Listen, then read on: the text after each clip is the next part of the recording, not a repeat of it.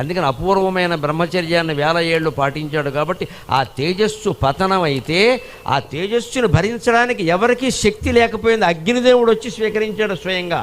అందుకే ఇప్పటికీ కార్తీక కుమారస్వామిని ఆగ్నేయుడు అంటారు.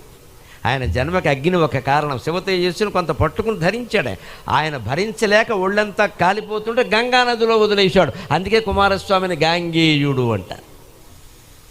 గంగానది కూడా భరించలేక ఆ నది ఒడ్డున ఉండే రెల్లుగడ్డి బాగా పెరిగిన చోటు చూసి, రెల్లు దుబ్బులు ఉన్న చోట చూసి అక్కడ వదిలేసింది ఆ తేజస్సుని. ఆ రెల్లుగడ్డి నుంచి పుట్టాడు కుమారస్వామి. రెల్లుగడ్డిని సంస్కృతంలో శరవణములు అంటారు. అందుకే శరవణ భవ శరవణ భవ శరవణ భవ అంటారు కుమారస్వామి.